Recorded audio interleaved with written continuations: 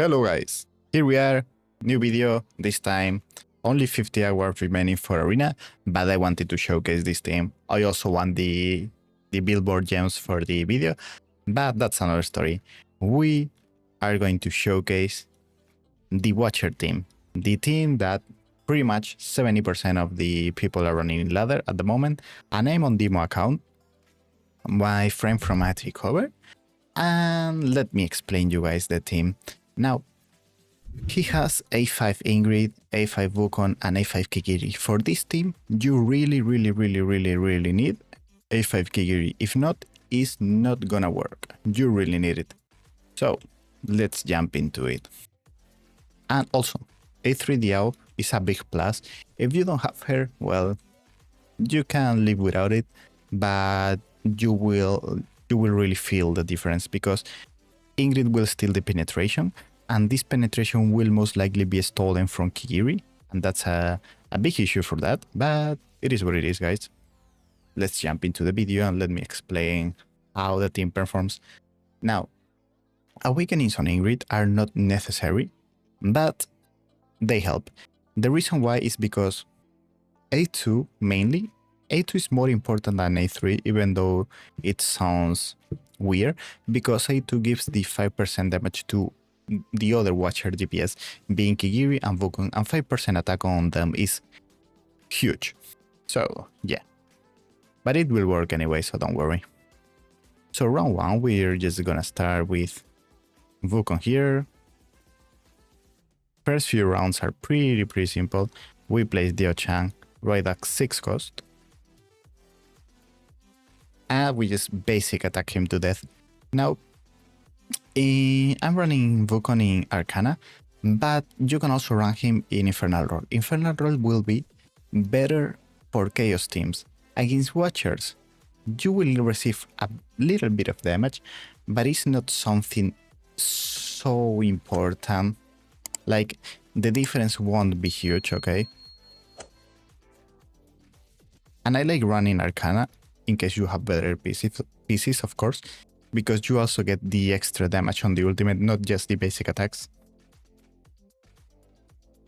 As you guys can see, we still have Dio-Chan in healing mode, and we will change her to Inspiration once this enemy spawns, because when he hits our Kigiri, we will be pressing his ultimate, and hopefully killing both of them. There we go, nice. This guy didn't kill one guy. This is something random about Kigiri. Sometimes he will, sometimes he won't. I don't really know the reason why. And if someone does, just let me know in the comments. But yeah, it can happen. The same thing, sometimes the mobs get more damage and sometimes they get a bit less based on Kigiri slash.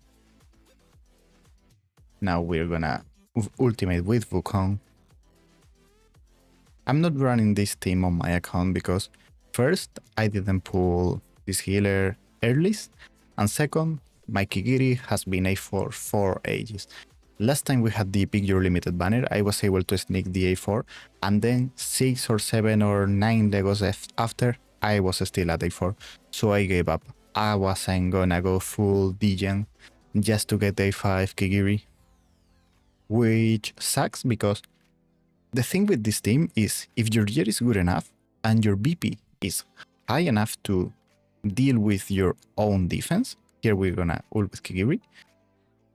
If you have those two things, Chaos teams just cannot hit you. Like on my account, for example, I have really nice gear, and teams above 610, 620k are insanely hard for me, just because I don't have the HP on my tanks to survive.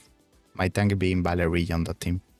Here I'm keeping Ingrid in single target mode just so that she doesn't kill these enemies too fast, because what we want to do with this team is once the last enemy of the wave spawns, we're gonna hit Kigiri ultimate and one-shot him.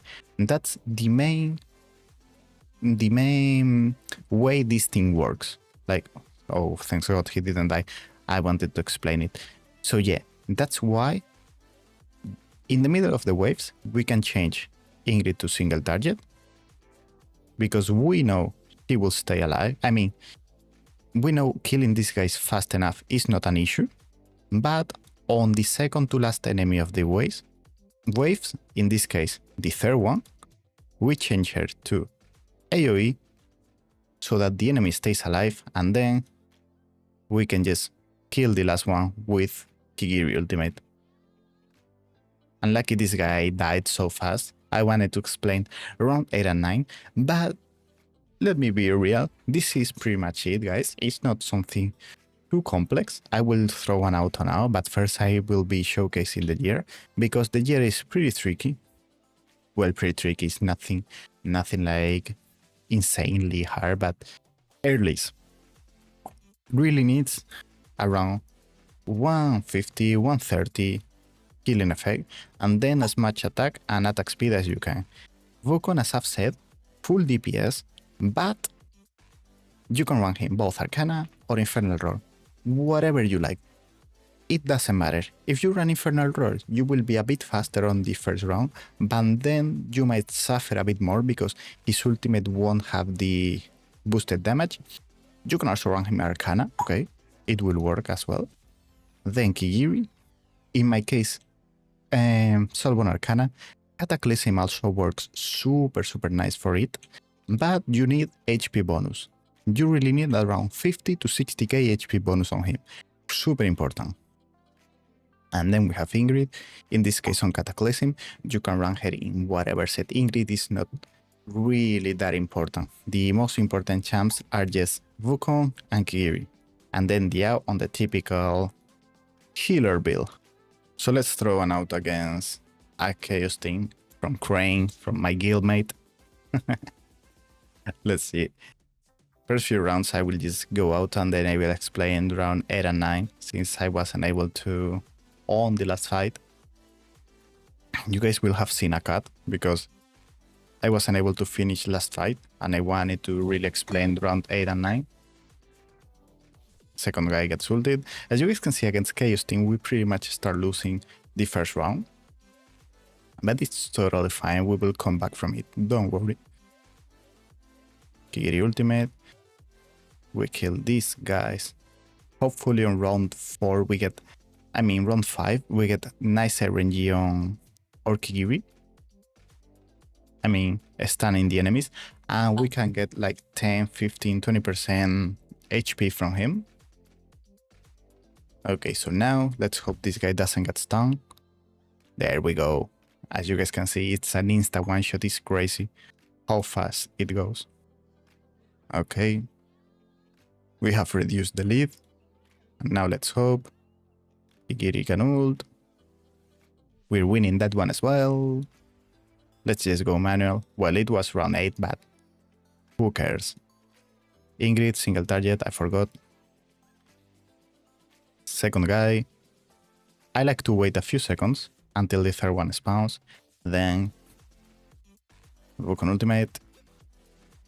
Ingrid back to AoE mode. And then when the last one spawns, Kigiri ultimate. Boom. Dead. Okay, please. Okay, he survives. If we don't showcase round 9, it's not a huge deal, because round 9 is pretty much round 8, but cycling one more ultimate from Wukong. Here, first guy, basic attacks. Second guy, we're gonna hold a few seconds. Then when the third one spawns, Wukong ultimate. This one, basic attacks, since we have the Watcher bonus and the extra passive from from Wukong ultimate. Now we change Ingrid to AoE, and when the last one spawns, Kigiri ultimate. Boom. Super fast. It's crazy. He died, but yeah.